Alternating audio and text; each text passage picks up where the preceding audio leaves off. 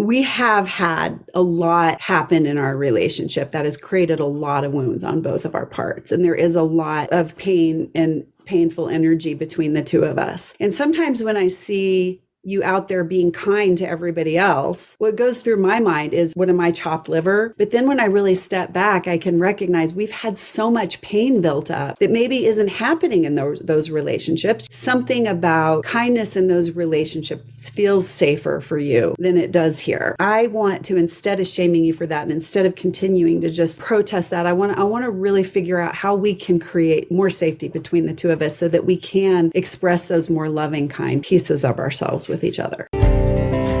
Love takes the best of you.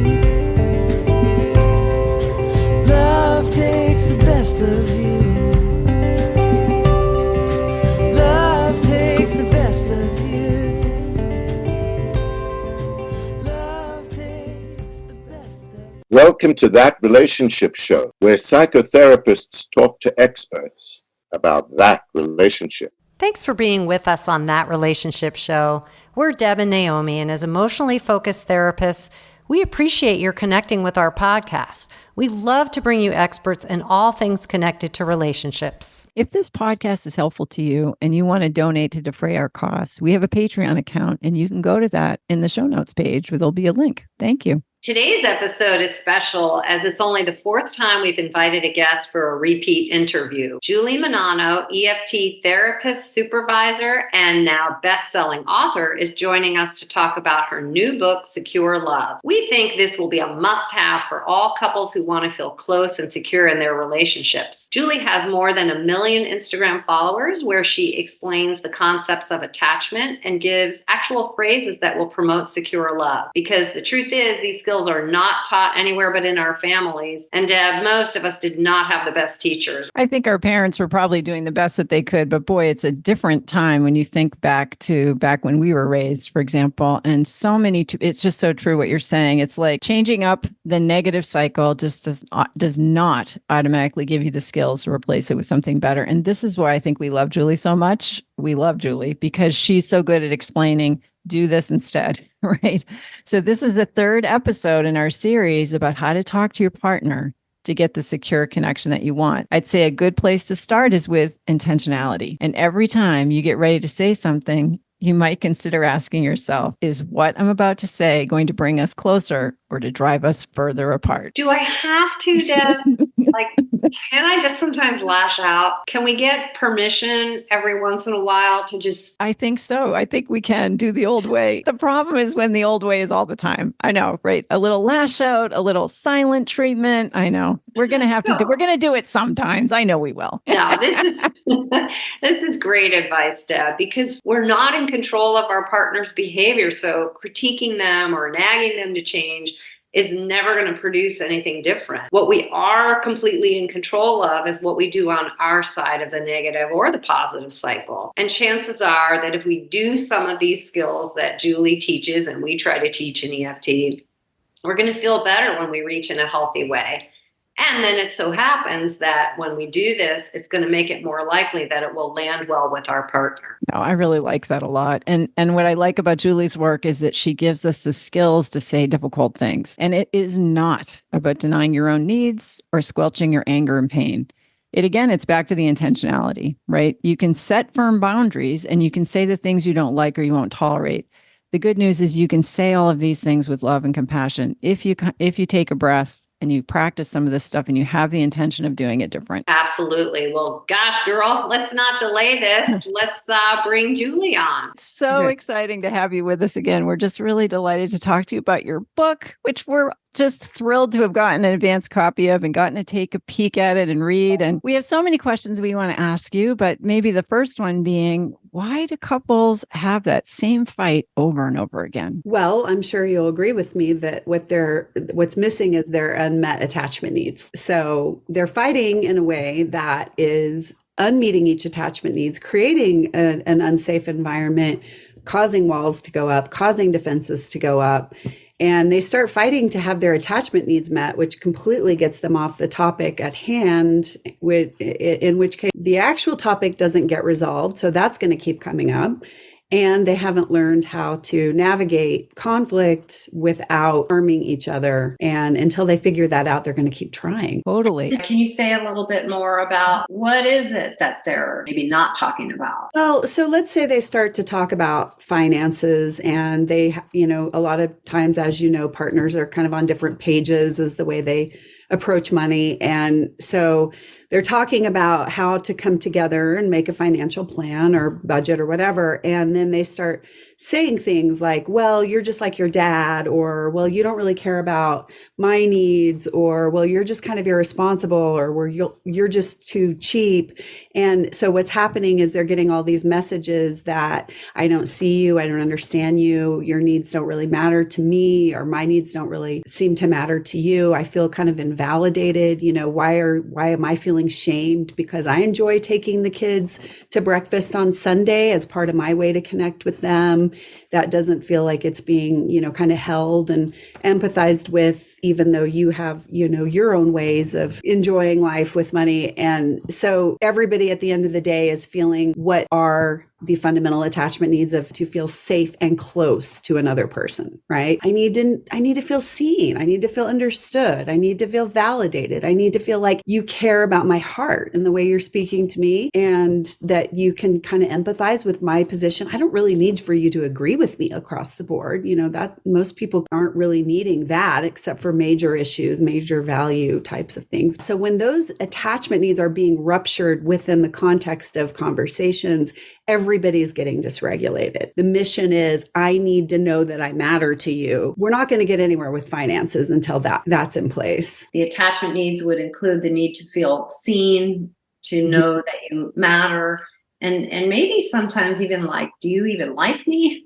Am I likable? Am I worthy to you? Am I worth remembering? It sounds like you're kind of reminding our listeners sort of these sort of base things that we have to have in order to be able to talk about things like money. Right. And do you appreciate what I am bringing to the table? I think is a big one too. Absolutely. And then when we get stuck talking about these other things, like, why did you charge this? Or why did you take the kids there and you didn't tell me? And you're just fighting about those surface things. That's those repetitive fights that aren't getting us anywhere. Exactly. Right. Yeah. Right. It's like, I always like to say, it's like two layers, right? You've got the content up here, and you've got the emotional safety or attachment needs down here. And if this isn't stable, this is going nowhere. And so our job as EFT therapists is to get down into here, stabilize all this. Yeah. So then finally, at the end of this work, when they have the ability to talk outside of these negative cycles, they can start to resolve this stuff. And how many times do you have couples come in and they want you to give them all the answers to the surface stuff from day one? And you're like, oh, can't do that. If I think about early arguments that my husband and I would have, or was the same one every time, and it could be something as simple as, please don't throw your coat on the floor. If he kept doing something that mattered, it probably would send a signal that you don't remember me, or I can't count on you to remember me. So you're sort of letting us. I appreciate the way you described. It's like there's on the surface, the content of what you're talking about, but there could be something really painful underneath that's happening, that's maybe kind of fueling this conversation to keep happening. Yes. And then, on the other side of that too, there could be something about the way that the couple is talking about leaving the coat on the floor that is blocking the coat leaver's ability to really hear and empathize. They're feeling like attacked and like kind of filing it away as, okay, I have to do this so I don't get in trouble, which is really not that motivating to people at the end of the day. But what is motivating is, oh, wait, I love my wife. She wants me to pick the coat up. That's a way that I can help her feel heard and safe in the world. And that's what I'm going for, is motivating couples with that. Can I give a little example that I just thought of? Please do. Okay. Please do. We love examples. I'm thinking of this attachment injury that I had in my own relationship. As we know, there's no such thing as perfect security, right? I mean, rupture and repair is the beauty of this work. When I had my first child, my husband is a loves trees. He loves plants. He's got a green thumb, and he wanted to plant this tree to memorialize my son's birth. And it was, the hottest day of the year. We were in LA. And so my parents were in town. They took me to the hospital. And he was at work, and instead of coming right to the hospital, where our first child's going to be born, he goes home and gets this tree in the ground. because in his mind, if he didn't get the tree in the ground and it's the hottest day of the year, he's going to be distracted for the next few days, with the baby. Then the tree's going to die, and he's not, all these things. And it's so important to him to get this tree in the ground. And so for, well over a decade, this was a major attachment injury for me. And I would bring it up, and he would say, well, he'd defend himself and say, but the tree, it never, ever started resolving until he was finally able to say, I really get it. I really hear what you're saying. Like, even if that wasn't his perspective at all, like, he was really able to just say, you know what, you're right. Like, regardless of the details, you're sitting in the hospital dying for me to be there. And it was so important to you. And for you, even in 1 hour meant something big. And then it's all of a sudden, like, after a few of those responses, when I bring it up, it just starts to heal inside. Why? Not because we're going back in the past and having him, redo the event and not plant the tree, but because I'm feeling seen, heard, empathized with. That was the healing, was just getting that felt sense of knowing that he was with me in that painful experience. And now that we got to that point, now I'm able to step back and understand his perspective, which was that tree did mean something to him. It did. Trees and his grandpa have a very strong connection. There's an emotional connection for him there. It was about like generational connections. We happened to live in the same house that his grandfather used to own, and his grandfather had planned all this. So there's just all of this emotional meaning for him that I wasn't able to really get to until, I kind of felt seen and held with it. And I just think that's the power of this work, is really the way we're communicating about things. I think you're specifically helping a particular couple of couples that I have right now with childbirth, attachment injuries. So I just felt like, whoa.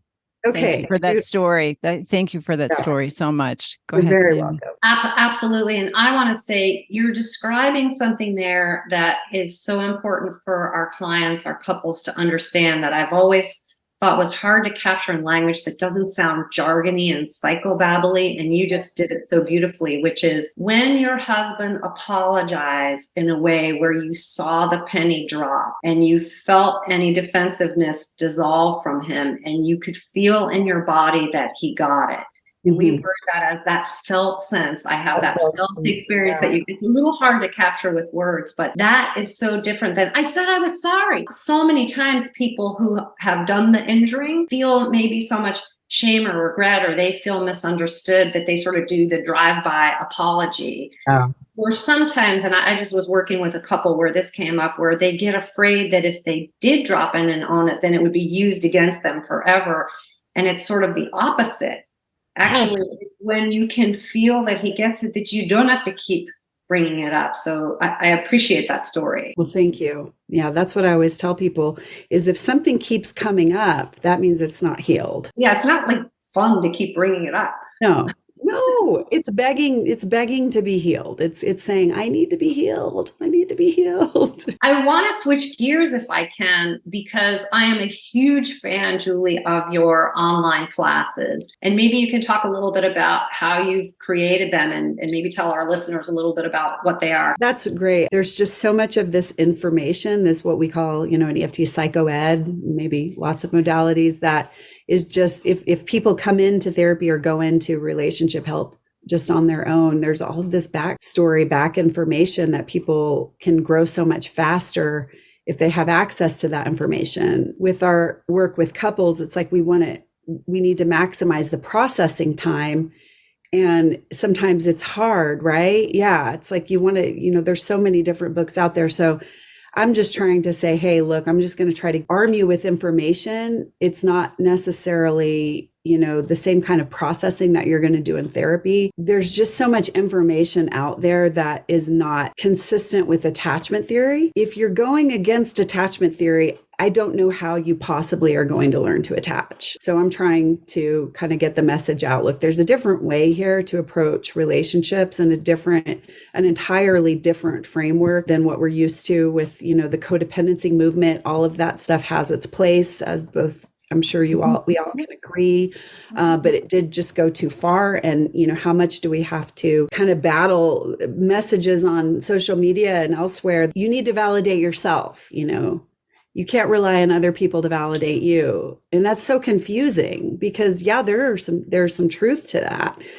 But what's missing from statements like that is to feel safe and close to another person. I don't care who it is. You need to know that that person respects you, is willing to try to understand you, is willing to validate your experience. It's just a necessary part of human relationships. So that, and then we also have all these topics that you can put an attachment spin on, or just people just want to know, how can I tomorrow start creating more closeness in my relationship? And that's what my Patreon was Wednesday, just, a 20, 30-minute presentation on here's some things to do to increase intimacy and connection. Right. And if you're, if a couple is just doing that and they're putting those things into practice, they're going to thrive much more than they were. But if you pair that with like an EFT type of therapy, it's just a powerful experience. When I read my audiobook out loud, because I recorded it myself. I had wrote the book. Obviously, I'm very close to the information.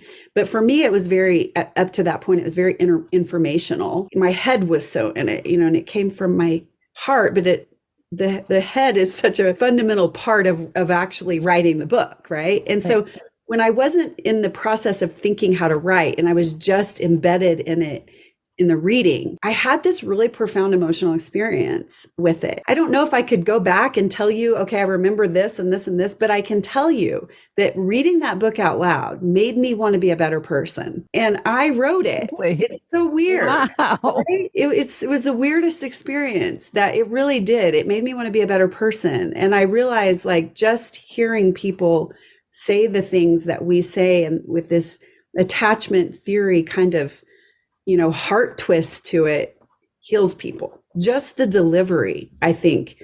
Just, Naomi, just listening to you say, I really appreciate the way that you express your thoughts and feelings to me, because you're so trained to be attuned to attachment. And it just there's just such a heartfelt experience there that is so much more than just information. Oh my gosh, I can't wait for our listeners to read this book. I hope other people have the same experience. I'm sure that they will. I wonder, here we are talking about attachment, and if you've never had secure attachment, it can feel elusive. Can you tell our listeners how you define secure attachment and what is meant by the 4 C's? That's a part of the book. Yeah, so I kind of divided a relationship into different components, and I don't think this is a novel idea, but for me, it made sense to comfort, how we give and receive emotional support to each other, connection, how we bond, cooperation, how we operate life together, as two people living the same, raising a family or running a household or a business or whatever. And then conflict, meaning how do we even manage the way that we conflict, external processing part of it. Some couples have, a couple that has problems with their sexual relationship, they're working in the connection realm. A couple that has a great sex life, but they are having a hard time with division of labor around the house. They're having issues with cooperation with each other. And so anyway, I think that if you look at secure attachment in all 4 of those areas, both partners feel like they can reach for each other for help or for some sort of responsiveness, and they're reasonably assured that they're going to get responded to. And that doesn't mean I'm going to do exactly what you say, but it means I'm going to sit with you. I'm going to hear you. We're going to have a talk about this. We're going to engage in some meaningful way around, kind of navigating this topic together. If we kind of distilled it down, I think it would be kind of the way Sue Johnson describes it, which is reaching and responding. Couples with secure attachment, they have kind of a balance of time together, but time apart. Do you guys kind of ever see that with couples where they have this idea that secure attachment means that we're supposed to be sort of enmeshed and spending all of our time together. I actually really like how you've written about that on your Instagram page. I've read some of your tiles on that about, it's like, it isn't that. It isn't that we're together all the time. It's that we feel secure to have our own interests and do our own things. But it's also not those couples that end up just having lots of separate interests and very little time together. It's that healthy mix of both being us and being separate. Absolutely. And we can't have us without that separateness. So, and I think too, I guess the last thing I would say about security is just being able to communicate outside of these horrible negative cycles where we're leaving each other feeling, unseen, unloved, devalued, not respected. My needs don't matter. Yeah, I think this is really helpful. I'm thinking about some of my clients, and sometimes I'll use the phrase like it may feel like I'm trying to sell you a unicorn, like I'm trying to tell you about this thing that you have, talk about felt experience, you have no felt experience of. Like I think for some of our listeners, it might not even seem like that's possible, that you could let your guard down to another person that they wouldn't smash you with it, or that that they could actually show up. But I feel like part of what is so great about your work is you really are offering hope that that actually does exist. It does, yeah. Work you can do individually and together as a couple to get to that place. Secure attachment doesn't mean that you don't have ruptures. It means that you can have confidence that you'll work together to get to a repair. And there's something about that I think just allows us to let our guards down a little bit. If you have an overall climate in your relationship where, for the most part, when you think about your partner or you think about your relationship, you feel good, you feel warm, it feels like a connected feeling. Your nervous system feels happy or calm or relaxed or less tense. And if that's the case, and that's your overall climate, that to me signifies a secure attachment. But with that said, every overall climate has periods of bad weather. So if you can say to me, overall, I know my husband and I are close. I know my wife and I, or my partner and I, feel connected. And overall, I get a positive vibe when I conjure them up in my mind or we're together. But there are these times when we get in these, awful arguments or fights, and it feels terrible. That's periods of bad weather. All climate has them. The question is, can you get through those periods of bad weather and get back to that overall climate? And couples who can't get through those periods of bad weather, the bad weather starts to define the climate. And then the next thing you have to figure out, okay, we need to really do some climate work here. And part of the climate work is navigating the bad weather. Isn't that a great analogy? I love it. Yeah. So great. And is that kind of what you're referring to when you talk about an attachment friendly environment?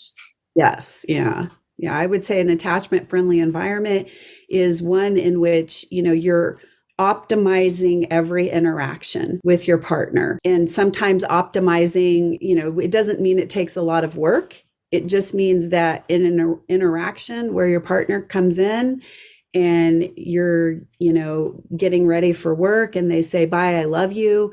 And instead of just going, bye, I love you too, you look and say, bye, I love you. Have a great day. Mwah. I mean, that's an optimization of an interaction. And if we just really think of, instead of relationships as a big, vague, concept, and we break it down into a series of interactions, and we try to take every one of those interactions and make them attachment friendly, meaning what message am I sending to my husband if I take the time to stop what I'm doing, look up, and in half a second wave? I'm saying, you matter, you're a priority to me, I care about your feelings, I love you, I'm going to miss you while you're gone. I mean, and so if we just, take that principle and apply it to a moment when your partner might say, hey, why didn't you take the trash out like I asked you to? And instead of saying, well, why don't you take it out? What you forgot to pick up the milk last week when, you're no better than I am. And instead saying, you know what, you're right. You asked me to take that out and I didn't. And I apologize for that. I know part of, feeling safe in a relationship is knowing that we're going to follow through with what we do. And I apologize. That is maximizing an interaction, and so that is a validating response. You might come back and later and say, listen, I recognize that, I told you I was going to take the trash out and I didn't. And I just want to hold that because that matters. At the same time, I think sometimes I have this idea in my mind that if I ask you to do something, it might not be done. Let's have a conversation about that. So it's not about letting go of your own needs, but it is about using, moments to validate, to show appreciation, to meet attachment needs every single little moment of an interaction, no matter who you're with, has an opportunity to leave someone feeling seen, heard, valued, or not. These are such great examples, aren't they, Naomi? You know how often couples will come in and say, we just can't communicate. And I think you're saying something really important, Julie. Like, it's actually not possible to not communicate. You're always communicating something. So if I'm short with you, or if I'm defensive, or if I roll my eyes, or I like what you said, Julie, if I just like run out the door, yeah, bye. I'm communicating something, right? And so I really like this idea, if we can bring a little bit of mindfulness and awareness and this notion of attachment friendly, so that we take that extra moment and we're intentional. And what I want to convey to you with my tone of voice and my facial expression and the words, what I want to convey is, just like you said, that you matter, then we are going to be communicating something, pretty powerful. So I think that's a great reminder. Yeah. And I think, too, let's say that, you're the partner, right? And you're leaving and your partner deliberately stops what they're doing, looks up at you and gives you a kiss or blows you a kiss or whatever. Later when you start to get annoyed with something about that, your nervous system is going to remember that event.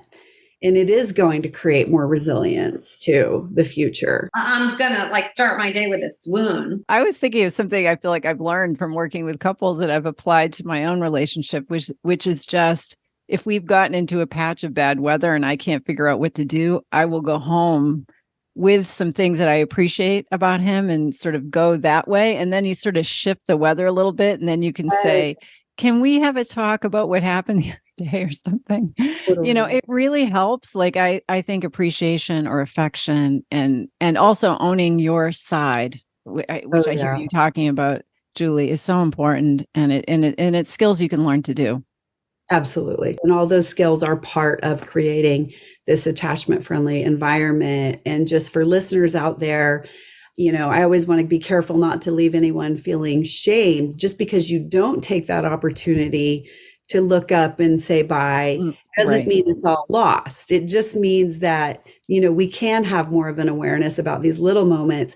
And the same skills can be used in big moments. The skill of looking up and taking time to join your partner in that experience of saying goodbye is the same exact skill as taking a moment to join your partner in the experience of their disappointment over the trash not getting taken out. You don't need 200 new skills. It's the same skill. Yeah, it's joining. At the end of the day, it's joining them in their experience. Probably the biggest stuck point of couples is getting off mission. One person brings up a concern and the other person changes it to their concern. And then the next thing you know, they're talking about who they dated in middle school. And it's like, they're just going off on these tangents. And so we're trying to help couples stay on mission. If your partner comes to you about the trash, your job right there is to join them. You might have 1,000 other things to say of your wounds and how those wounds have contributed to your kind of resistance to taking the trash out, even though you said you would. But right then and there, your job is to stay with your partner. I get it. That's frustrating. It's just trash. We all know how easy it is to pick up a bag and take it outside. But there's a bigger meaning there. And that bigger meaning is I need to trust that when I say something, I'll be responded to, or I need to feel like we're a team here and tend to that. You have plenty of time in the relationship to talk about your stuff too, but it's just when we're doing all this bouncing back and forth and away from each other that nothing ever gets resolved. Great way of saying it. I really like the idea too. I wish I could help people see, and I'm seeing this when I hear you talk about it, that when you join somebody and you use validation and you try to understand where they're coming from and help them feel understood and seen, you will get your chance later. But Absolutely. so many people don't have that experience yet. They haven't had that experience. So they don't trust. So that's, I think, what fuels the, well, what about me? Right? Because they haven't had the experience that if they really join with their partner and understand and stay on that mission, that later they'll get their time. We as clinicians see this play out. How many times do you have partners come in who at the first session are talking over each other? And then once we've sort of helped them settle into EFT therapy where they know they're going to be heard, they stop interrupting each other, because we're containing the missions. Those are separate missions, separate conversations, right? If you want to talk about that, that's a separate mission. Yes. Yeah. When you don't trust that you're going to get that opportunity, anybody is going to start dysregulating and panicking and fighting to be heard. What are some of the concrete steps? And we really have been talking about them, but maybe if there's anything we've forgotten, Julie, that couples can take to stay out of that negative cycle, the negative patterns that couples get into. I think we've already are naming some of them, like stay in the trying to create an attachment-friendly environment and using attachment-friendly communication. But is there anything else that you think of or anything else that comes to mind? For me, the power skill is just really validating. I think just validating is just so soothing to the nervous system, and it really puts those walls down. And so someone's going to do something to bring up a conversation that could go into a negative cycle. Right. And so if at that very beginning point, we're able, instead of running away from the experience, running away from each other, we're able to come in and say, all right, something important's happening for you right now. It matters to me. I don't like the way that you're bringing it up because it's hurting my heart and causing me to not be able to listen as clearly as I would like to what this important thing is for you to say. But I want to hear what your words are. I mean, that's going to go way better than you're invading my boundaries. We talked with our therapist about not, you need to be using your I statements, and so I think it's just kind of meeting them saying, hey, I recognize that you have something important to say, and I have a need of my own here to have it delivered, in this way. I think too, validating your partner and before you go into a concern can be really helpful, which is, look, let's say a couple's talking about getting, one partner wants to go to couples therapy, the other partner doesn't. What does that conversation usually look like? It usually looks like you don't care about the relationship if you don't want to go.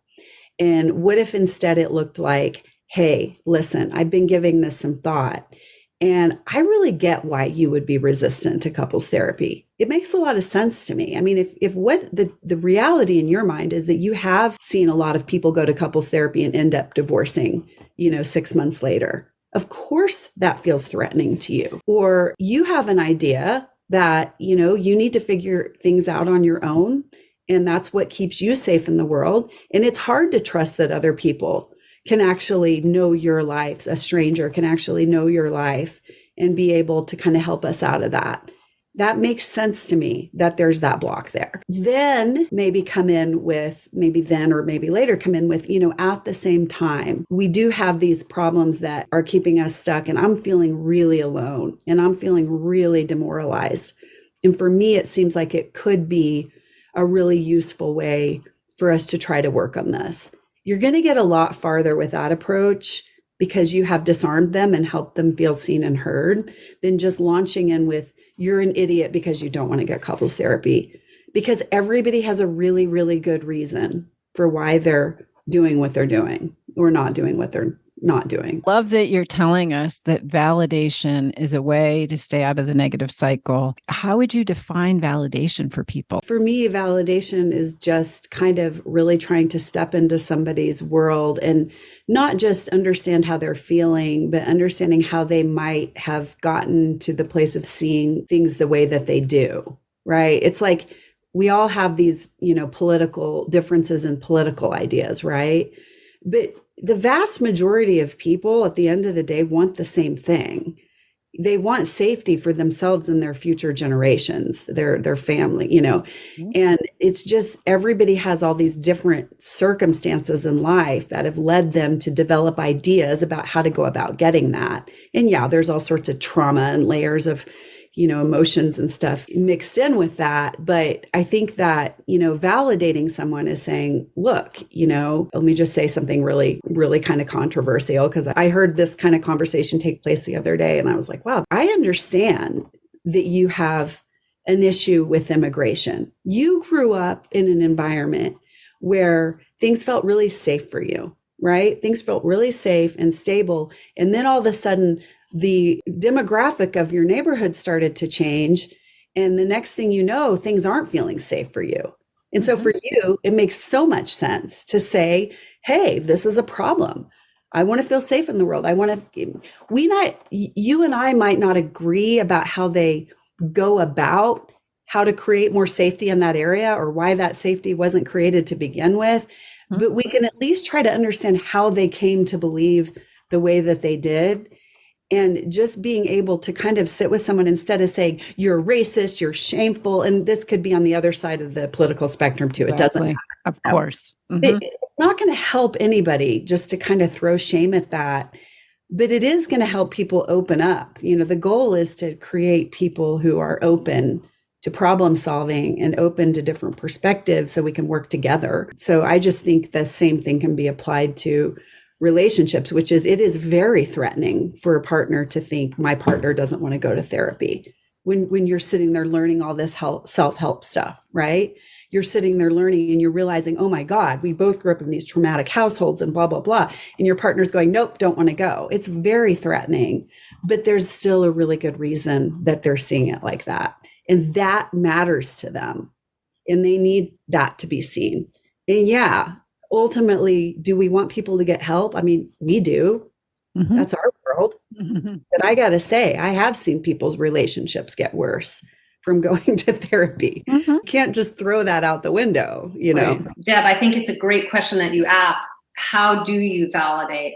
We sort of take it for granted that people should automatically know how to validate a person, but so many of our clients actually don't, because nobody ever did it for them. And I'm thinking about a few couples that I worked with some years ago, where one person might make a reach, let's say, and say, yeah, this thing happened at work. I opened my mouth again with my boss and, kind of impulsively said something, and I feel so terrible. And their partner really thought they were validating them. And they said, I know you do that all the time. It's really something that you should probably work on. Right. And so they're validating the other person, basically. Right. Oops. Right. And then they're validating the person, the coworker. Exactly.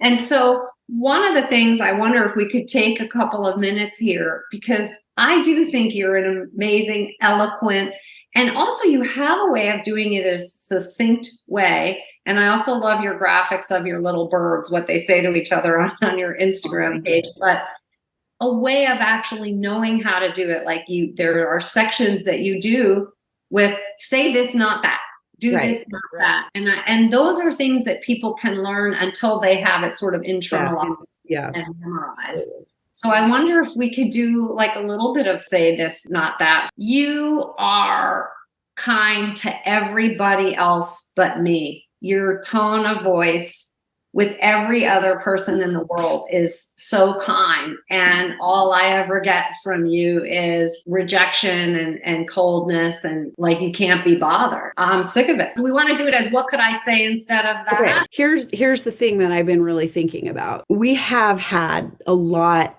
of stuff happen in our relationship that has created a lot of wounds on both of our parts. And there is a lot of pain and painful energy between the two of us. And sometimes when I see you out there being kind to everybody else, what goes through my mind is, I must be just, what am I, chopped liver? I must just be a piece of shit. Look, it's so easy for you to give. But then when I really step back, I can recognize we've had so much pain built up that maybe isn't happening in those relationships. They're not as close. There hasn't been as much overlap in life, or for whatever reason, something about kindness in those relationships feels safer for you than it does here. And I want to, instead of shaming you for that, and instead of continuing to just protest that. I want to really figure out how we can create more safety between the two of us so that we can express those more loving, kind pieces of ourselves with each other. Somebody's going to just have to play this over and write it down a bunch of times. I could think of one. I'm so tired of how mad you get at me. I'm just so tired of you losing your cool in front of the kids and then losing your cool in front of me. And I just can't take it anymore. And, one more time and it's over between us. I can't do it. Like I've just had it with you. Okay. So, these episodes that we have where you start to get big and you start to yell, they're horrible. They're absolutely horrible. They are so painful for me. My past has been traumatic and I never wanted to recreate what, these interactions where I feel so small and talked down to. And I just want to put that out there that we have to figure out a way out of this. But at the same time, as I start to really kind of get to know more about each other and about the stuff that we're struggling with on this deeper level, I know there's something really important underneath that pressure that builds up inside of you. That pressure that builds up inside of you, it comes out in this big, powerful way because somehow you just don't know what else to do with it.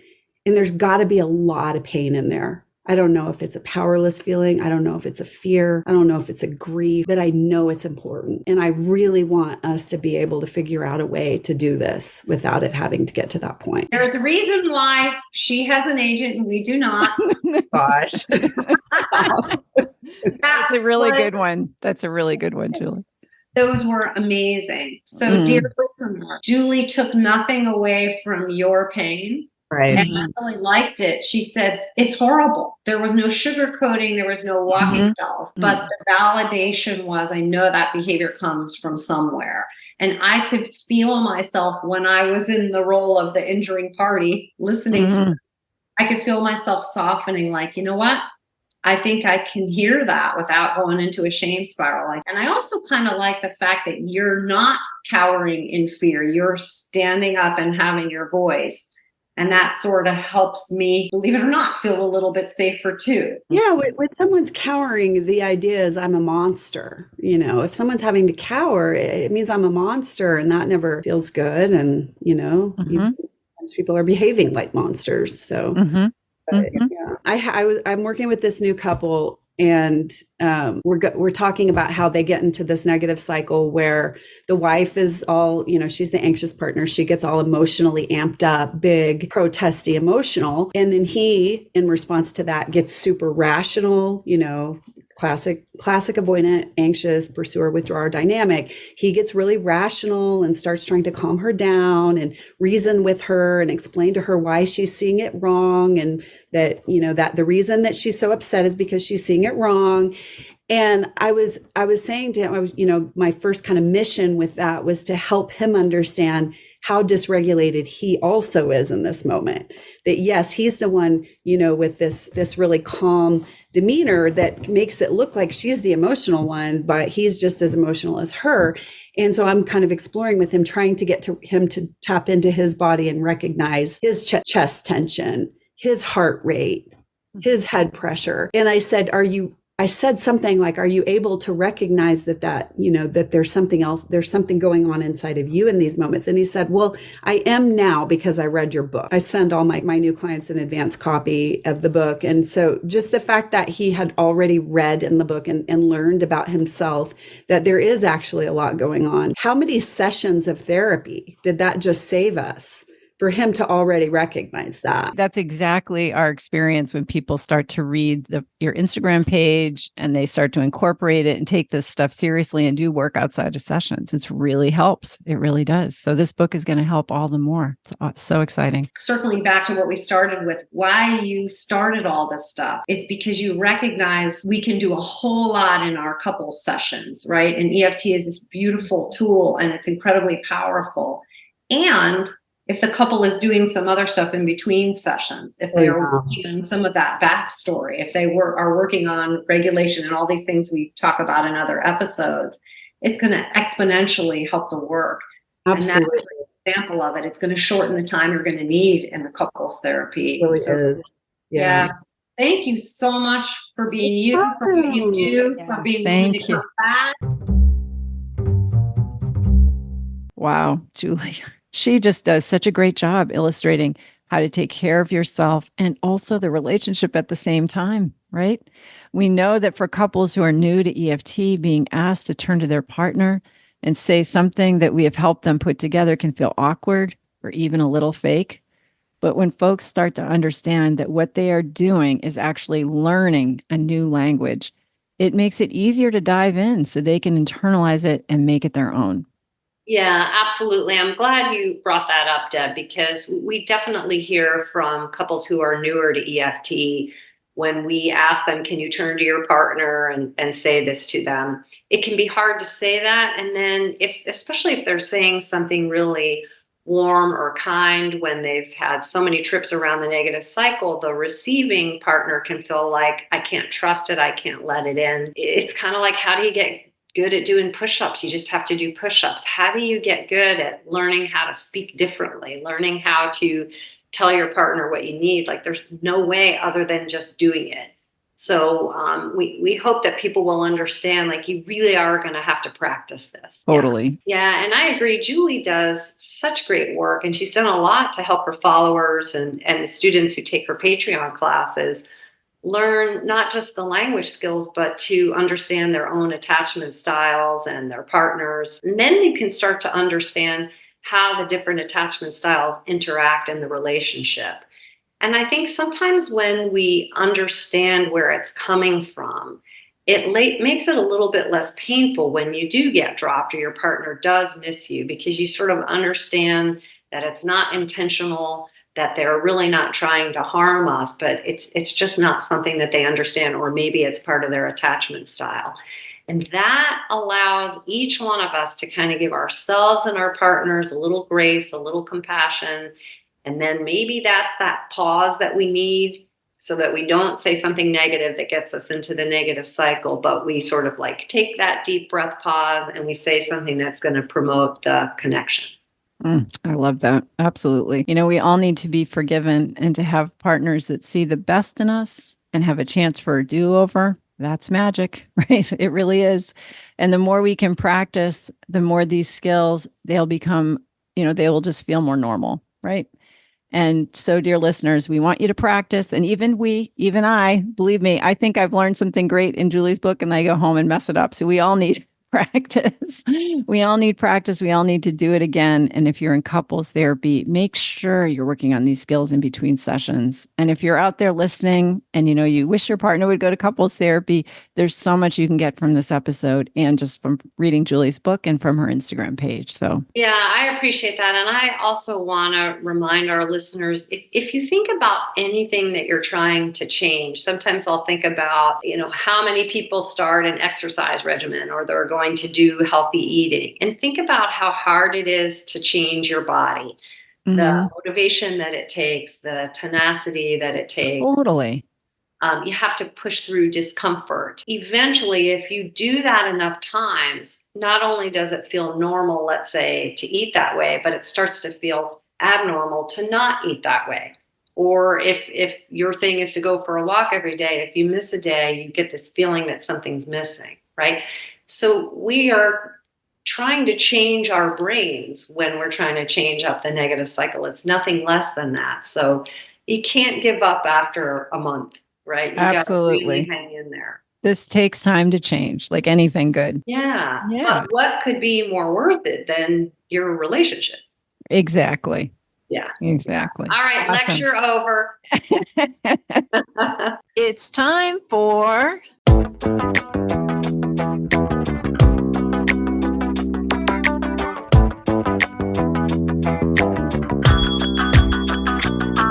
Celebrity Couple Chat. Our celebrity couple. We seem to have slipped back into doing couples. We were calling this Celebrity Culture Chat just to give us more space, but I'm excited to introduce our celebrity couple. And maybe I'll just tell our listeners who it is, and then we can back up and tell them how we got here. All right. So for listeners that do not know, Deb Curtis here is a huge basketball fan, and specifically the Boston Celtics. Love the Boston Celtics. And I have for a long time wanted to do Al Horford, who is a center power forward for the Celtics, and his beautiful wife, Amelia Vega, who was Miss Universe in 2003, which is amazing. And they have 5 children together. And I could go on and on about Al Horford and how great he is and how beautiful his wife is and how she sits at the court with their children. It's pretty exciting. But is there anything you want to ask me, Naomi? Well, yes, as a person who would probably only go to a game for a celebrity sighting, and maybe if they have good snacks, what do you like about him, Deb? What makes you such a fan? You know, Al is 37 years old, and this may be his last season, but you would never know it watching him on the court. He gives 100%. He's a starter. He's classy. He's like just knows what to do. He's just no fuss. He's just amazing. He's really good. And he has a great 3-point shot too. But I know we were talking about how we got here, which was, I did go to a Celtics game, which is a rare treat for me recently. And I was getting texts from you and our friend Teresa about the celebrity sightings. And I was trying to focus on the game. So I just want to say we thought that was weird. Because why wouldn't you? You had good seats, didn't you? I did have good seats. I was very fortunate. My cousin got me not far back, like 4 rows back from the court. It was pretty great. I was really trying to focus and I was getting texts from the two of you. Who's there? Who do you see? And all I saw was Donnie Wahlberg and Jenny McCarthy, which you did think was pretty good, right? I thought that was really good. I was very excited. Yeah. I was told by my neighbor if it was an LA game, which it was not, it was against Philadelphia, we would have seen a lot more celebrities. But that's all we found. She helped me, my neighbor who I didn't know, helped me find that one celebrity because I wouldn't have recognized them myself. So it's obvious you need to hit your cousin up for the tickets when LA. I know, right? I'll be sending him a nice Christmas bottle of something. Yes. And then we will have lots of pictures and you'll miss the whole game. Because it's all about you. It's mostly about me. Well, that's really cool, Deb. It sounds like they're a lovely family. They seem to be, and he's a great player, and she seems really interesting. I'd like to know more about her, but she's quite lovely, and she's 6'2", which it's probably, she's the tallest Miss Universe ever, just in case you were wondering. Well, I can't say that I'm a fan of things like Miss Universe, but it sounds like she's a lovely partner and mommy, and so yes, I'll be a fan of those things. And I see she is a musician too, but I don't know a lot about her musical career. All right, another great episode, Deb. All right, great to see you, Naomi. Love takes the best of you. Love takes the best of you.